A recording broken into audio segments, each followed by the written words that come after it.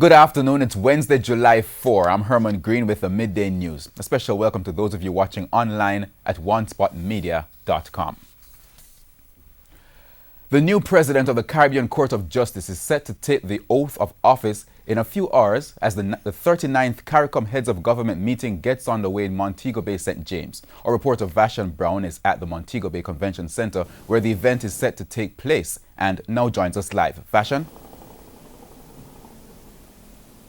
Thank you very much, Herman. Well, not much has been happening here just yet. In fact, the next big thing on the agenda will be at 3 p.m. when we will see the swearing in of the president, the new president of the Caribbean Court of Justice, CCJ. His name is Justice Adrian Saunders, and he will replace Dennis Byron, who served as president of the CCJ for 7 years. Now, Justice Saunders was a judge in St. Vincent and the Grenadines. In fact, he became a CCJ judge in 2005.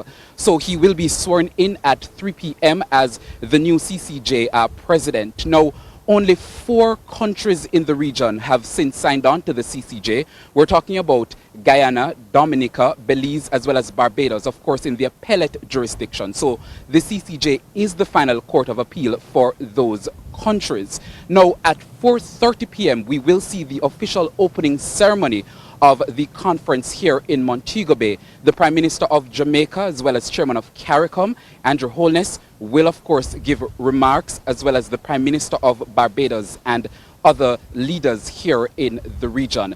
The President of Cuba, Miguel Diaz-Canel, is also here, as well as the President of the Republic of Chile, Sebastian Pinera. And we also have, of course, the 15 heads of government from the CARICOM member states and the 5 associate members. Now, just to give you an idea about the things that will be discussed here at this CARICOM meeting, crime and violence is, of course, on the agenda. Disaster management. You will recall what happened in the region last year with Hurricanes Irma and Maria and how the region was devastated. So, of course, there will be conversations about building resilience in the region. The Caribbean single market and economy will also be up for conversation. And that's of particular interest to Jamaica, especially in the context of the Golding Report, which looked at the CSME in a very detailed way and how to make it work better for Jamaica.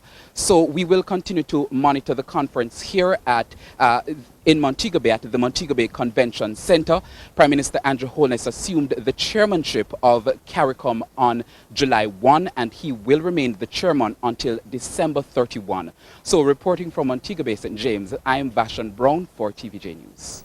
Thank you, Vashon. And of course, you'll have more on that in primetime news at 7.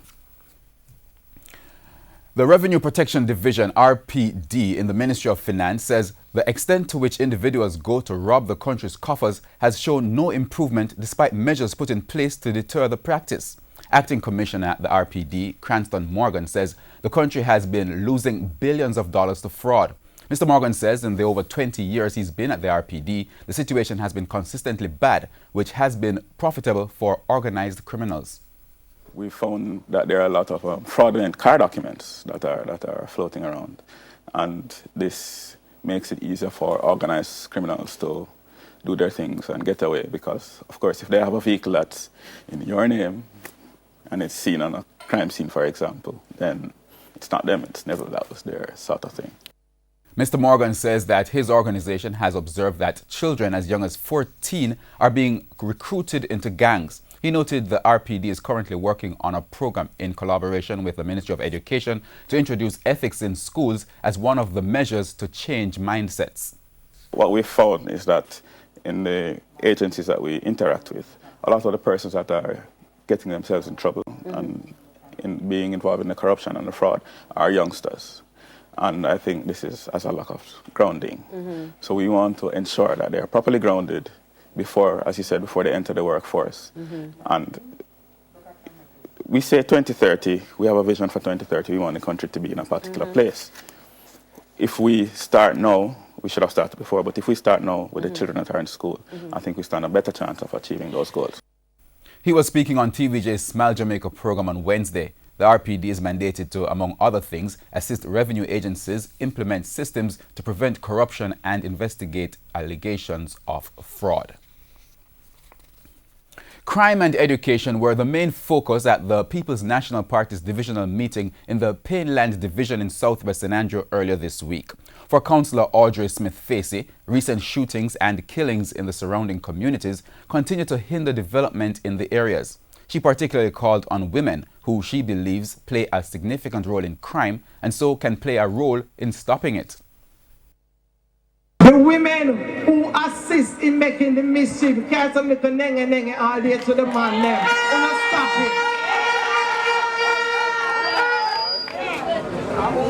it. The mothers who condone, wanna stop it. Because yes, some of you wash blood clothes, some of you hide them from police, wanna must stop it.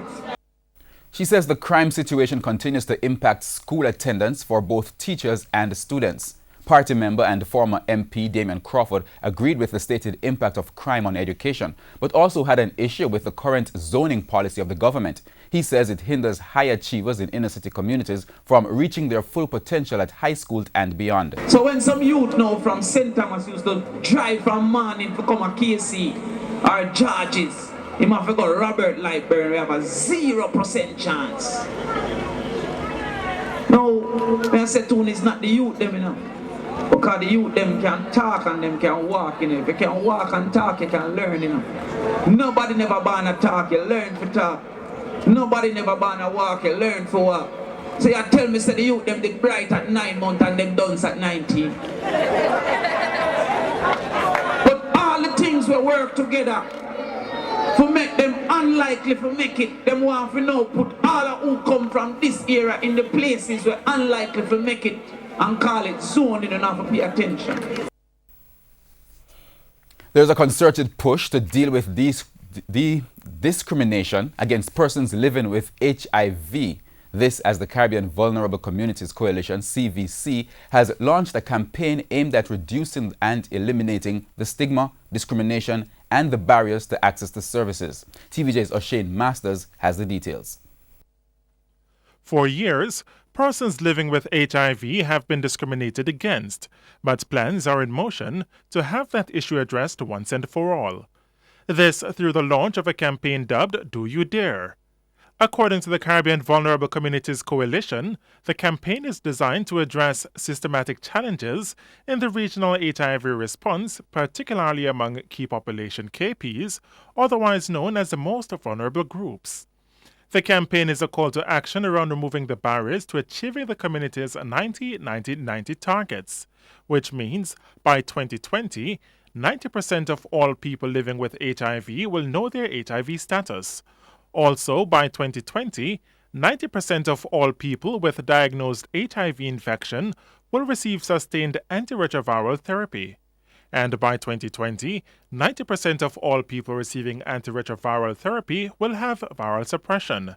CVC's Executive Director Ivan Krushank says, quote, "If we are to achieve the global community 90-90-90 goals by 2020, we will have to be bold and do things a little differently.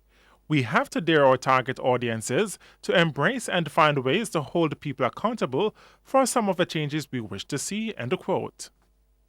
He added that the intention of Do You Dare is to stimulate a strong momentum at regional and national levels. Speaking at the launch of a campaign on Tuesday, Public Defender Arlene Harrison Henry pointed out that modern-day Jamaica has been built on discrimination.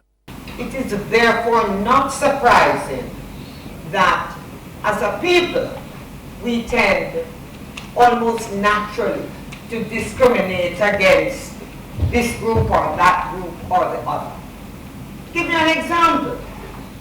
So we have sections of the community who have disabilities, whether physical disabilities, mental disabilities, families that are affected in many instances feel ashamed of the fact that a member of their family has a problem.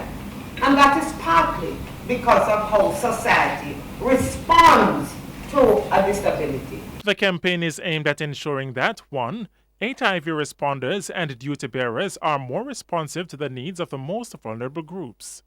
to 2020 commitments and best practices in increasing access among key populations or the most vulnerable groups are more widely disseminated. 3. Responders and duty bearers demonstrate increased awareness of best practices.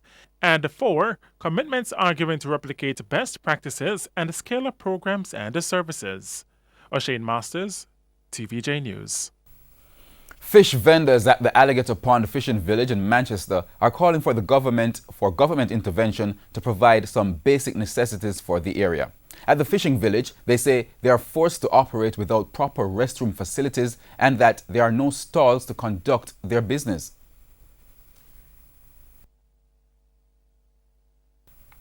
If we're sick, but if we reach a man, we dead.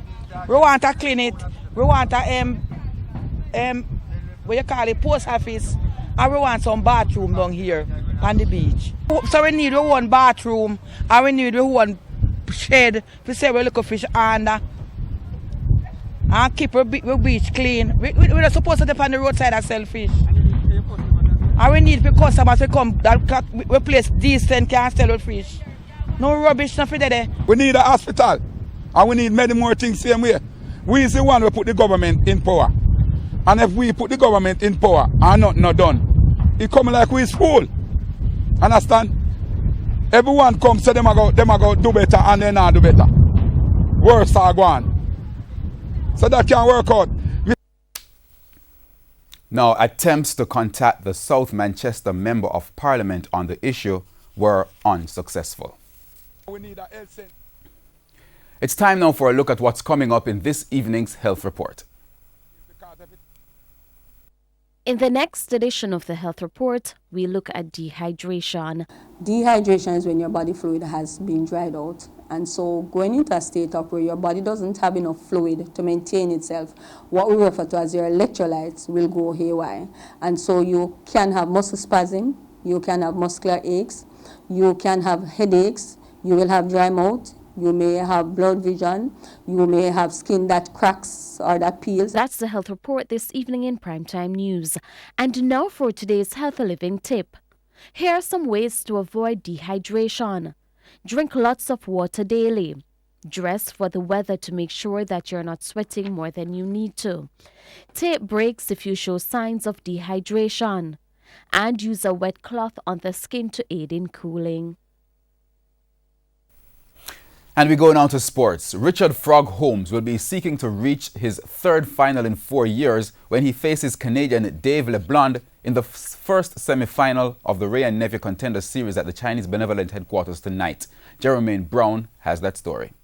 Seeking redemption after back-to-back defeats in the 2015 and 2016 finals, 31-year-old Richard Frog Holmes will be pushing to get to a third final when he squares off against Canada's Dave LeBlanc. The bruising gym boxer, who is contesting his fourth straight semi-final, tipped the scale at the limit of 147 pounds, 2 pounds heavier than he was for the quarterfinal win over Lerone White. He's a different boxer. He's not tough as the one that I fight in the last fight, so I know exactly what I have to do and what I'm going to do. So I'm always in shape, you know. We just certain necessary things, and we just going to get things together and then go in the fight and, you know, and beat the kid up. Because I see you fight many a time, so I know what to expect. I know what to not to expect. So any surprise, I will be ready for anything you have to throw at me, and I hope you're ready for anything I have to throw at him because I'm coming bombing. The 24-year-old LeBlanc enters the clash at 146 pounds. LeBlanc's trainer, Patrice Trudeau, says his charge is primed and ready to beat the more experienced Holmes. If we go back, you said Richard Holmes is a tough fight. We respect the fighter. We know he's a good fighter. He's got a good trainer as well. But if you remember, Dave was somebody that nobody thought could ever deliver any kind of performance, and he stood up to Tetsu Davis in a higher weight class. So this is Dave LeBlanc. This is what he's capable of. So don't underestimate what he can do tomorrow. Despite not getting the customary one-week break between the quarterfinals and the semifinals, Holmes' trainer Carl Grant believes his boxer is ready for the 7-round clash. If you remember that fight with Chop Chop Coley, the fight ended in the 7th round, and Chop Chop was losing the fight. We're not worried about Richard going 7 rounds because he's in the gym and would make all preparation for him to go 10 rounds. Trudeau, who has been training LeBlanc for the past 14 years, is confident the Canadian will progress to the final. Dave is in the shape of his life, so he's ready for the performance of tomorrow. Ready for 7 rounds, you know. And then we go on for 10 rounds. We'll be ready for that challenge as well. So 7 or 10. We'll train and we'll prepare accordingly. TVJ will have live coverage of the contest starting at 9:30 p.m. Jermaine Brown reporting for TVJ Sports. And that's the Midday News. I'm Herman Green. Join us at 7 for the Primetime News Package. On behalf of the News, Sports and Production teams, good afternoon.